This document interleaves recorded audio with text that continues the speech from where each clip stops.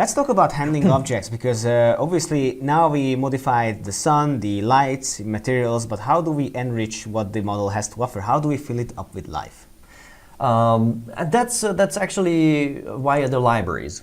So if anything that you have downloaded in ARCHLine, all the new objects, everything, all the materials, all the lights and everything is transferred here. But if you would like to add some sort of extra, like likely all those organic things like plants and everything like that, you won't do that in a design system like ARCHLine, because you don't want them to appear on your drawings or something like that. So you will do that here. That is the objects library here. I'm just closing this back up, and I opened up the view, so it will help me to easily navigate through the model. And I will just first place, let me just go to the decoration first, because there are nice pots and all sorts of other things, and I just would like to place some sort of plant here. Yes, maybe a potted plant down there would be fine. So let me just go with this one. I don't know if I like it. Well, this is just matching too much, so I just go with the brighter version. Oh yes, it's much better. And then well, let me just find something nice. I think this snake plant will fit. Yeah, and so it goes. You just click and drag, and ARCHLine itself will automatically find the surface where you click. So if you click on if you release the mouse button on the floor surface, it will fall to the floor surface. If you release it here, it will fall into the pot. What else? What should we place? Let's talk about the bed itself, because there's one thing we quite forgot to do, and that is changing the texture to something else on the okay, let's just do that. It's a bit glossy, so it will reveal something that we wanted to talk about. Yes, that's what I was asking it. Yeah, so I will just change it to, let's just go with textile, and I think I like this one. Yeah. Well, it changed all the materials, because I use this all instances mode. So if I don't want that, I just disable, undo that, and I just use it again.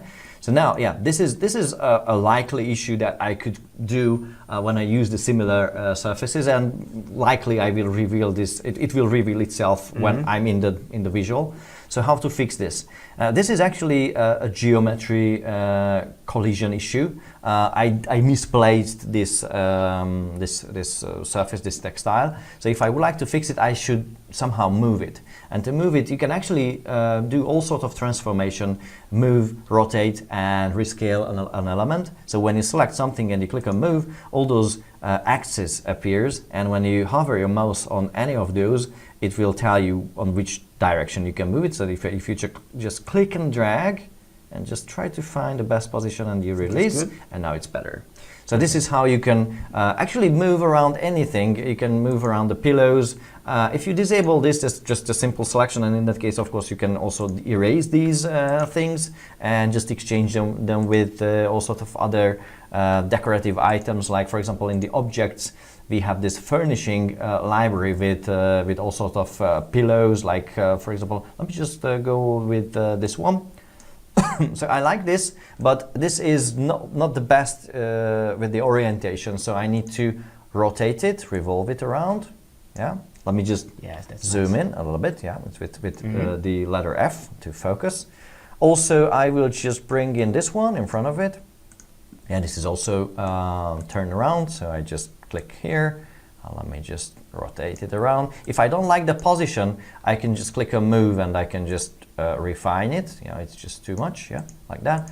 And then I just keep going and add another pillow, for example, this one, and I just elevate it or move it, or even I can rescale it. So if I don't like the specific and exact length of this item, I can just shrink it or make it larger by using this one, the rescale elements. Now this appears right here, and now it's quite tiny, but it appears with all those nodes, axes. Yeah. So if I just would like to enlarge here, I just click and drag, and I just keep trying to find what is the best size, and I just release.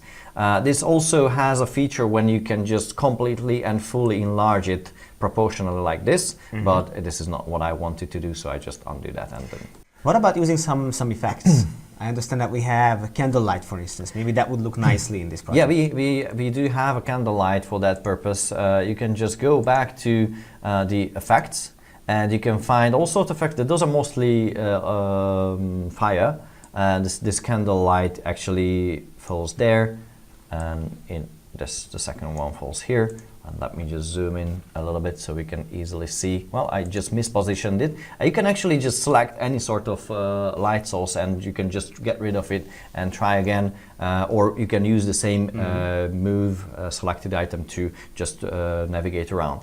And while we talk about it, I forgot to talk about the curtains as well. That's right. We wanted to change the curtains themselves. So let me just close this one and go back to this item, erase this one, erase the, yeah, it was actually a double curtain, one piece, one yes. single item. And actually that's why I wanted to get rid of it, because I just would like to make it a little bit more various by just simply adding two sort of different curtain items using the objects, furnishing, and there's this one single curtain here. Yeah, well, it falls into the surface now because I just placed it wrong. But I can just easily fix that by moving it around. And I think I also should revolve it like that. And maybe yes, I need to kind of shrink it to change its size by using this axis. Well, it's just too much, but this will do. I think I like this. Let me just refine it. And then I just place the other one on the other side. So I just go here. And I just use this one and place it somewhere over here. And if I have to, I just use the same tools to shrink, rotate, and move it around, and I can change the material of it. Of course. Some irregularity looks pretty neat in this kind of projects. Let's talk about the outside, because that's where. So this is not something that you would typically do in, let's say, ARCHLine or another 3D software. But if you are looking for rendering, that you have to add some kind of depth to your models, right? So you have to take care of the background. Now, instead of using a static image, you could be using objects to signify trees and objects and people to give some depth to your vision, or your visuals, I mean. Yeah, well, I don't have external views now. So what I can do in that case, I can just simply go outside by zooming outside and rotating. And actually, I can also set up a new view. So if I just would like to use this as a view for work or for my clients, I can just add a new view here and it appears now there. And I also would like to use an overview when I work, when I populate this garden, because that's what I want to do. So I just zoom out a little bit and I save this as well. So now I have two new views which I can use during work. So the first thing I would like to add here is a sort of library item which is with the decoration.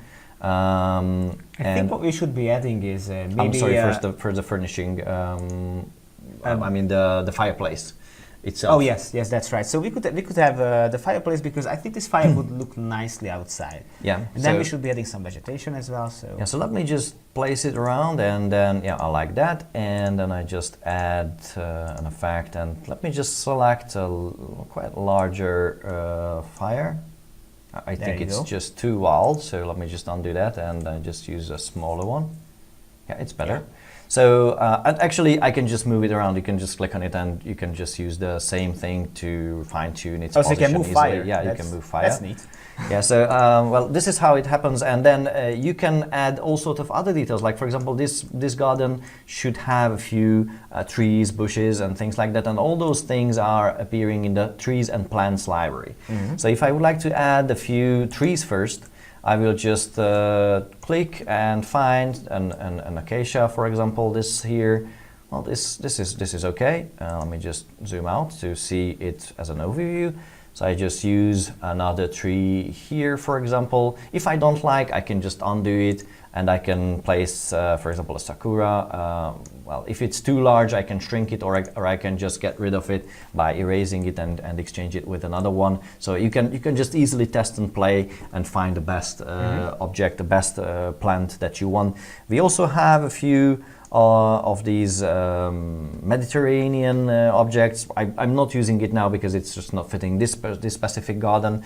And also a few other effects. I like to populate the street as well, because we don't have a direct view to the street, but it is a nice backdrop when I look outside. That's right. So I just use, for example, this one. Well, yeah, it's a nice one. Let me just place it here. And now I face with the problem that just click and drag, it's kind of a tedious thing to do. So it would be much better just to click on the surface and test whether I like it and undo it. Yes. So that's why we have this continuous placement. So in that case, you don't have to click and drag, you just select the item and then click on the surface and you check if you like it. If you don't like it, you just undo. I just use Ctrl Z, that's the shortcut for undo. And then I just test another tree, like for example this one, yeah, I like it better. I use this one in front of this fence over here. Let me just add another one, like for example this one over there. Well, that's just too large. I just undo that. So this is how I can easily set up an environment like that. So this is not something that you would have to spend too much time on, but if you add these kind of details, then that gives more credibility to your visuals. What about other objects that you can use? For instance, some shrubbery. Yeah, I just use this, for example, here, and again, I'm just keep going with the continuous placement. So I just try to figure out what is the best. I like this here. Let me add a few larger bushes over there, and for example, a few flowers over there, and keep going on. Adding some flowers. If I don't like that, again, I just undo that and try to find another one, like for example this rose over there in the entrance. So you can just easily populate this thing. Now there are other things that this garden likely would feature, and those are items like for example the maybe the car. For example, if here in the entrance, I just use this car here, and I just rotate that around. Yeah, it's just too much like that, and then just move it around. And now I just would like to show another thing, that you can actually work on a surface, because if you keep holding your mouse only on one of these axes, you can move only into that direction. But if you keep holding on your mouse over two axes, you can actually freely move on that specific surface. So in a situation like this, it is simply faster to find the proper position. Yes. What other things can we implement to make it a bit more lifelike? Yeah, well, I think I will just add another element, which will be a human character walking around here, facing towards the building, like that, for example. And then when I go back to the interior, I think we worked enough on the exterior. This is just enough for supporting the interior view, and as you can see, it really does its job well, because now the interior is the most important part, but the backdrop is supporting it very, very well.